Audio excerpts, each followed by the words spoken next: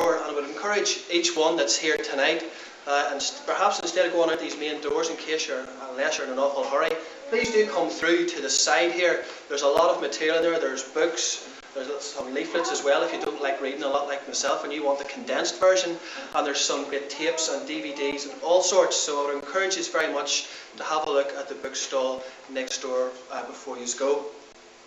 Also, the free will offering boxes are at the back there, and I would just encourage you that anything that goes into those boxes tonight will go towards Roger's work, and also the work of Take Heed Ministries, which our brother Cecil heads up as well. Now, we'd just like to hand over now, firstly to our brother Cecil, and then he'll hand over to our brother Roger Oakland. So, thank you very much. Thank you.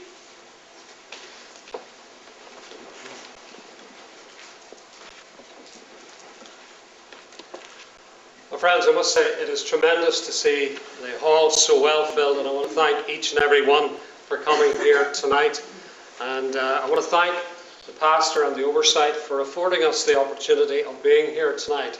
The pastor, of course, is unavoidably not able to be here tonight because of his wife's illness. But Roger and I, we did have tea with him over at the Cooleen House in Ballymoney, and I can tell you that he's eating well. So you'll be glad to know that.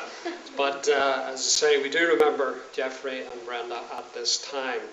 Now, it was about 5 years ago that I first became aware of Roger Oakland through a video called Messages from Heaven. It deals with the subject of Marian apparitions. And both of us were actually contributors to this video, although I didn't know him and he didn't know me. We had been interviewed in separate parts of the world on the subject, and then the tapes were sent to a gentleman in America who put it all together.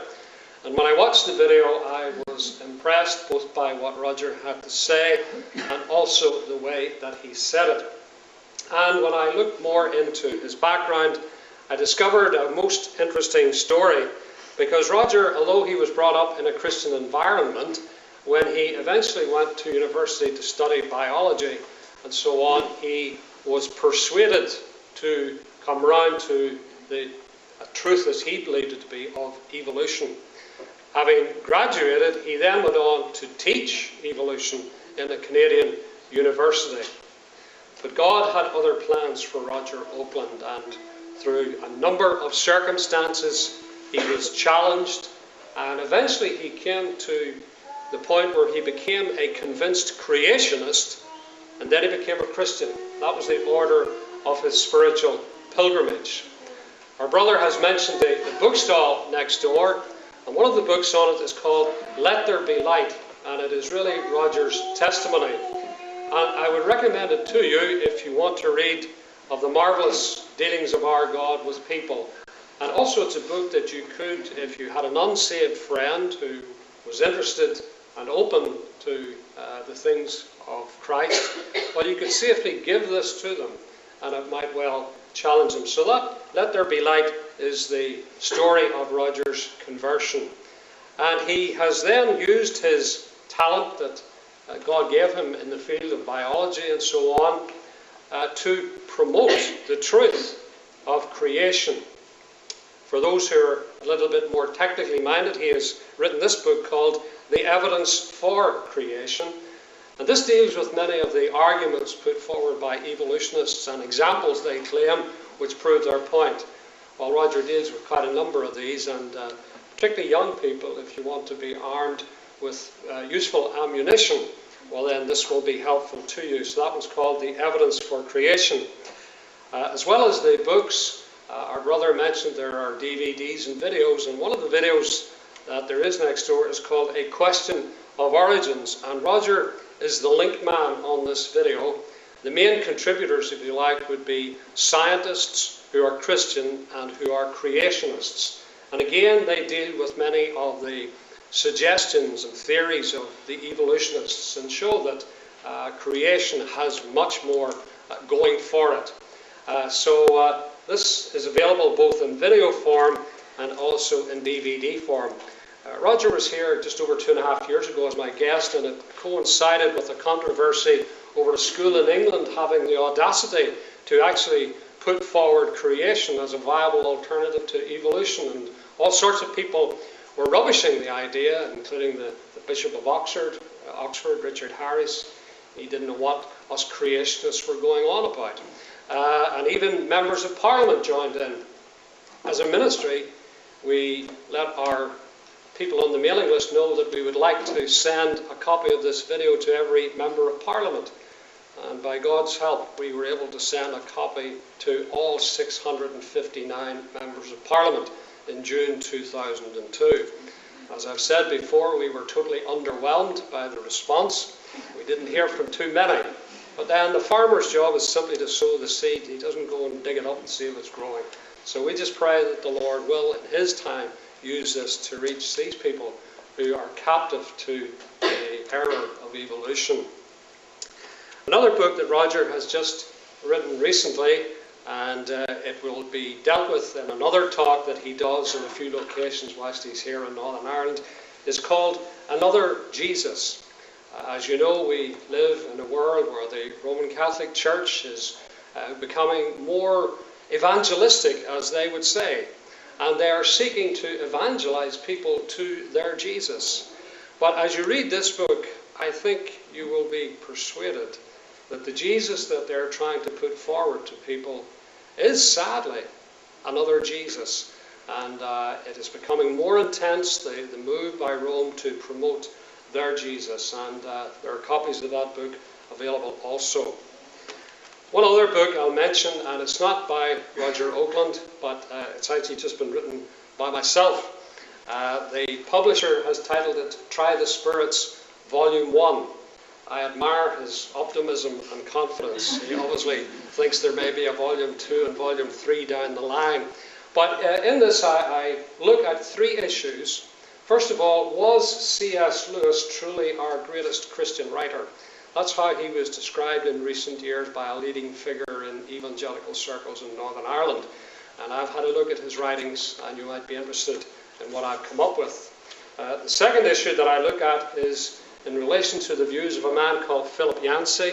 His books are widely sold all around the world, and you'll trip over them in many a bookshop in Northern Ireland, particularly in Queen Street if you go in. And I look at his views on the subject of homosexuality. And I've titled it, Philip Yancey, Turning the Grace of God into Lasciviousness, ? The third subject I look at is on the subject of the Alpha course, and it's entitled Attend or Avoid. So if you're interested in those, there are copies next door. But you may wonder, is this really a relevant topic that we're looking at tonight, the subject of evolution and creation? Well, just over 2 months ago, the British Church newspaper published the comments of someone who is answering Tony Blair's call to establish what are known as faith academies. Tony Blair is keen to establish schools which have a faith basis. And this gentleman has responded to the call, and he plans to establish a college, a faith college. But this is what the gentleman concerned had to say. My personal belief is that those who wish to read into Genesis chapter 1, that God made the world in 6 days, are not being honest and scholarly. It won't be taught in the school because I think it's rubbish. It's a bizarre thing to claim the Bible suggests that. And maybe you think this was some atheist or secular humanist who said these things. You'd be wrong. This was the so-called Christian TV presenter, Steve Chalk, who heads up an organisation known as Oasis Trust, which for years has been going into schools and colleges. So this man says that it's rubbish to believe in 6-day creation. It's a bizarre thing to believe that the Bible suggests that. I just wonder, does he read the 4th commandment? For in 6 days the Lord made heaven and earth. Not only has he denied creation, he has also denied in his book, The Lost Message, just published, the very heart of the Christian gospel. It's a doctrine known as penal substitution. The revealed truth that God the Father punished God the Son as a substitute for sinners. Steve Chalk doesn't believe that aspect. In fact, he describes it as a form of cosmic child abuse. My Bible tells me God made him who knew no sin to be sin for us. That is penal substitution. That is the heart of our gospel.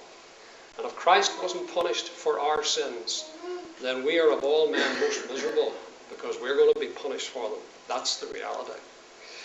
So those are some of the items that are on the bookstall next door. So as our brother has said, I would encourage you to go to them. Before I hand over to Roger, I want you to turn with me to the Scriptures, to Romans chapter 1. Paul's letter to the Romans, Romans chapter 1. And we're going to begin to read at verse 18.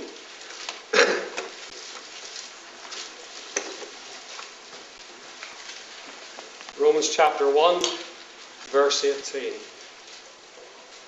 Paul writes, "For the wrath of God is revealed from heaven against all ungodliness and unrighteousness of men who hold the truth in unrighteousness. Because that which may be known of God is manifest in them, for God has shown it unto them. For the invisible things of him from the creation of the world are clearly seen, being understood by the things that are made, even his eternal power and Godhead, so that they are without excuse. Because that when they knew God, they glorified him not as God, neither were thankful, but became vain in their imaginations, and their foolish heart was darkened. Professing themselves to be wise, they became fools, and changed the glory of the incorruptible God into an image made like unto corruptible man, and to birds and four-footed beasts and creeping things. Wherefore, God also gave them up to uncleanness through the lusts of their own hearts, to dishonour their own bodies between themselves, who changed the truth of God into a lie, and worshipped and served the creature more than the Creator, who is blessed forever. Amen. For this cause God gave them up unto vile affections, for even their women did change the natural use into that which is against nature. And likewise also the men, leaving the natural use of the woman, burned in their lust one toward another, men with men, working that which is unseemly, and receiving in themselves that recompense of their error which is meet. And even as they did not like to retain God in their knowledge, God gave them over to a reprobate mind, to do those things which are not convenient, being filled with all unrighteousness, fornication, wickedness, covetousness, maliciousness, full of envy, murder, debate, deceit, malignity, whisperers, backbiters, haters of God, despiteful, proud, boasters, inventors of evil things, disobedient to parents, without understanding, covenant breakers, without natural affection, implacable, unmerciful, who, knowing the judgment of God, that they which commit such things are worthy of death, not only do the same, but have pleasure in them that do them." Pray God's blessing upon the reading of his word. I'll invite Roger to come and speak. His presentation will last 45 minutes, so you know how long it's going to be. So, Roger, please come and speak to us. Thank you.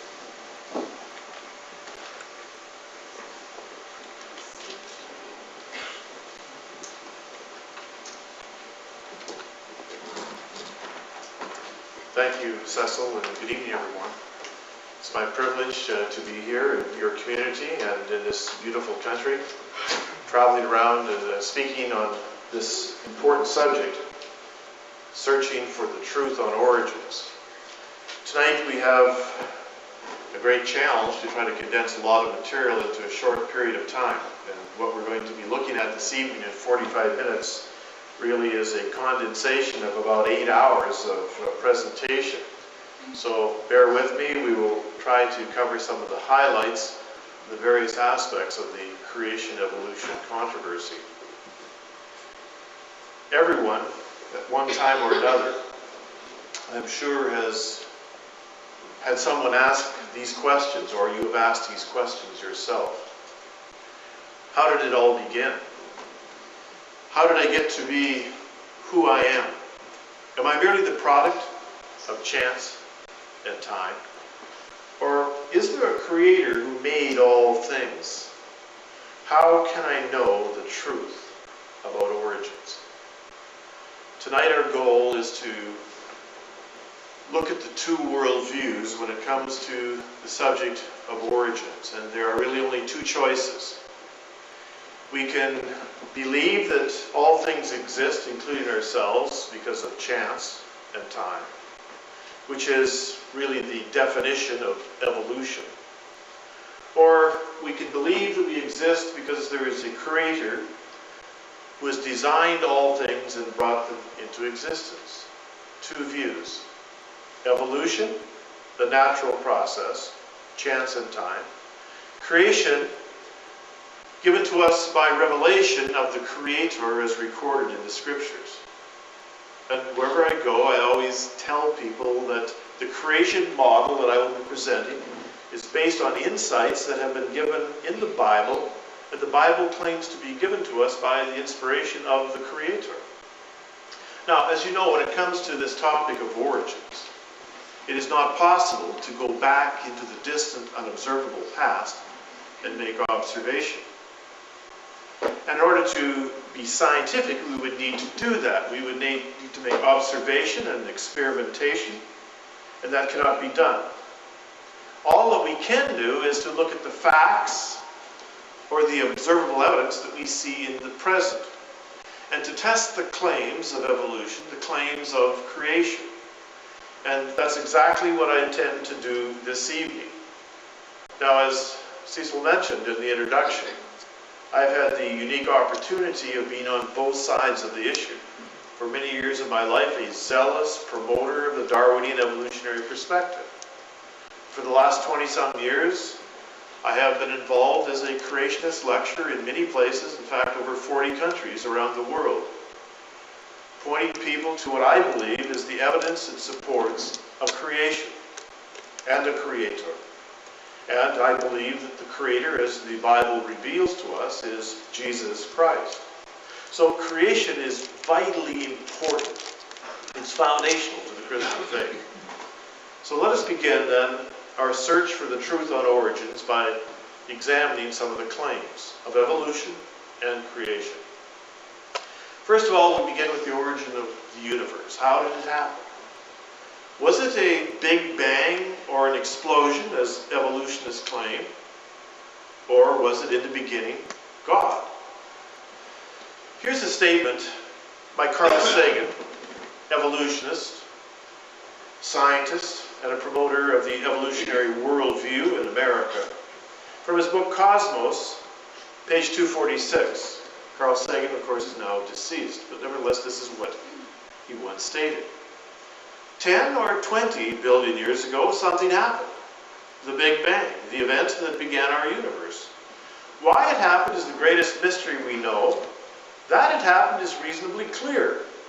All matter and energy now in the universe was concentrated at extremely high density, a kind of cosmic egg, reminiscent of the creation myths of many cultures, perhaps into a mathematical point with no dimensions at all. Now notice what Mr. Sagan has stated. He is not sure when it happened, maybe 20, maybe 10 billion years ago.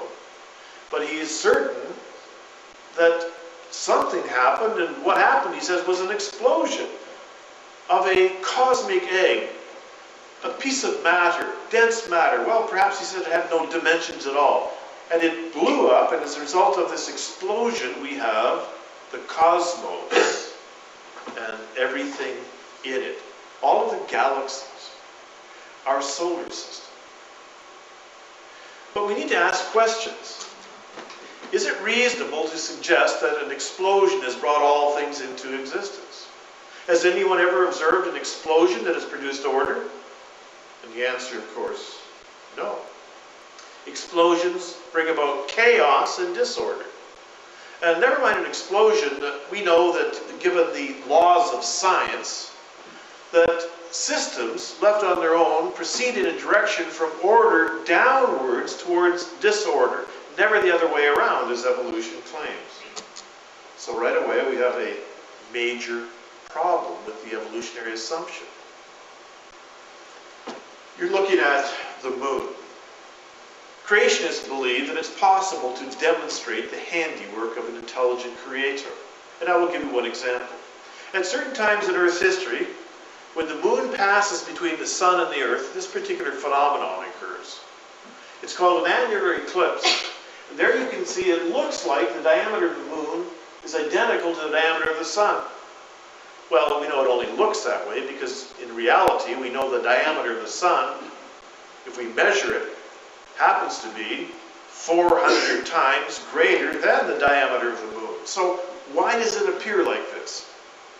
Well, obviously it has something to do with the distance the moon is from the earth, where it is positioned.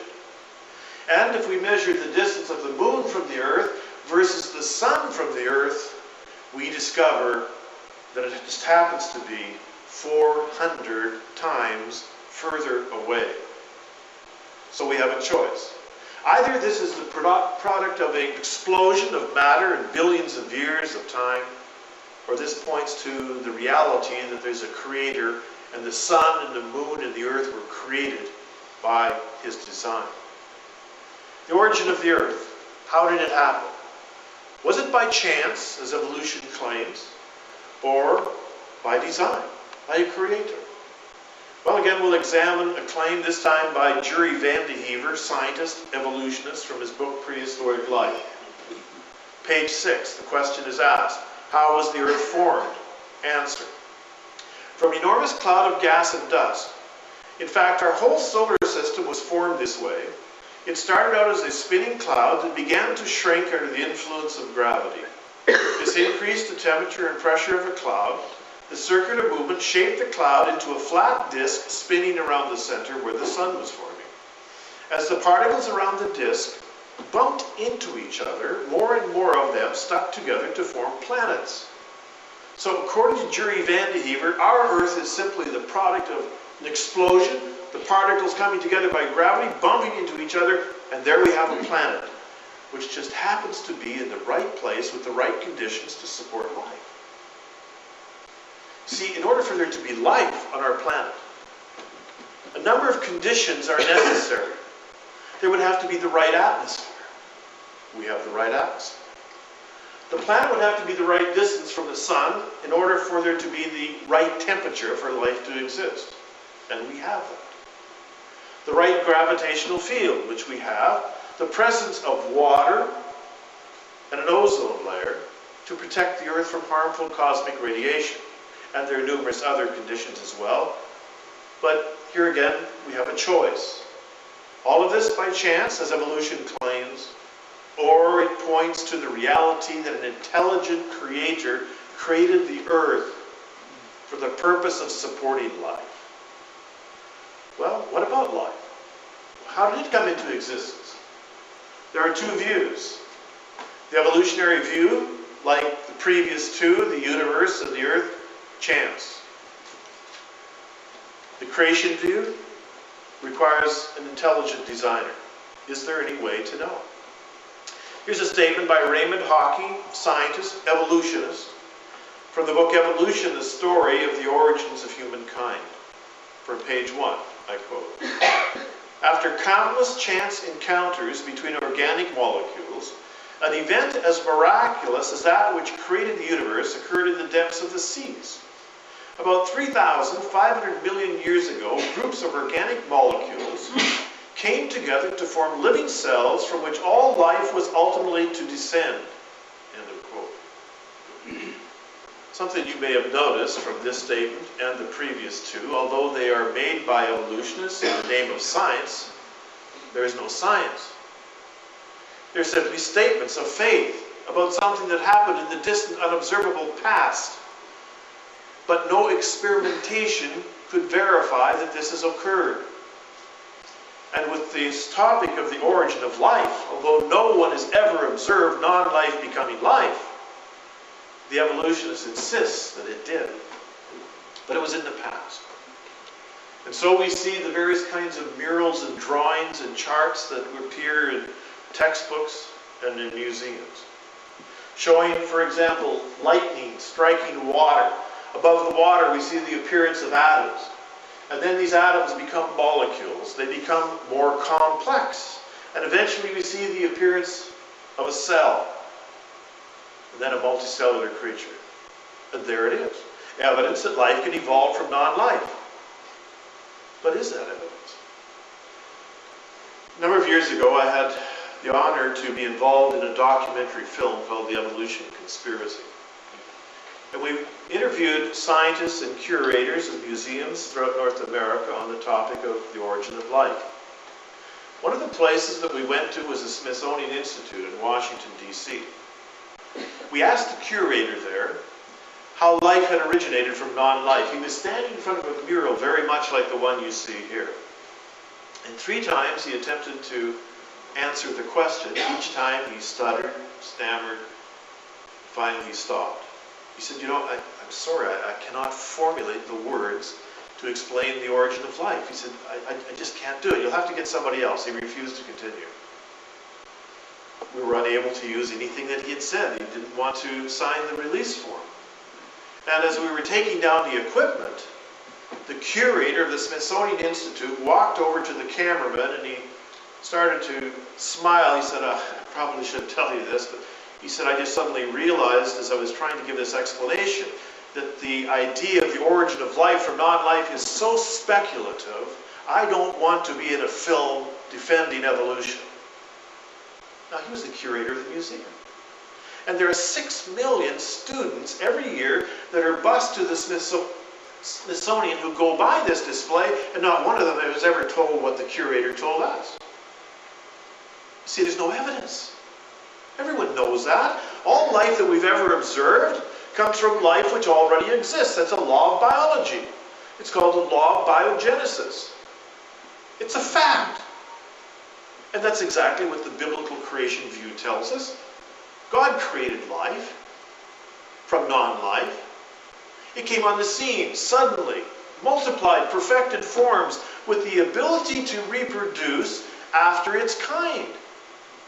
So, for example, when we're talking about dogs, we know that there's a variety of dogs that exist within a genetic boundary. We know that life can vary horizontally genetically.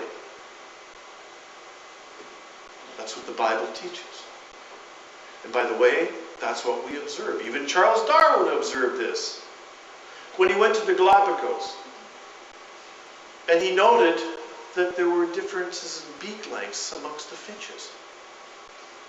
There were short beaks, there were medium beaks, and there were long beaks. And when he went back to Great Britain, he did some research with roses in his garden. He noticed that through selective breeding, you could get a variation of roses. So he came up with the idea, variation occurs very gradually. Yes, it does. But I want you to note the direction that the variation occurs. Not in the direction that evolutionists claim.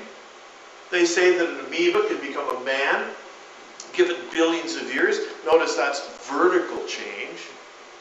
Darwin observed horizontal variation within genetic boundaries. Well, some people call it microevolution. Call it what you like. Variation that occurs within genetic boundaries horizontally does not provide a mechanism to explain the Darwinian view that an amoeba can become a man.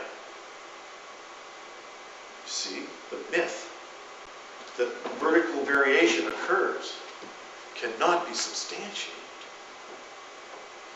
I would like to be able to go through this Darwinian tree, and in one of our presentations, it takes about an hour, we do, and we examine each of the various kinds of life and the lack of evidence between kinds above or below. Although they show them on the tree, one kind changing to another, for example, a reptile becoming a bird, you will note that between the reptile and bird, there is nothing.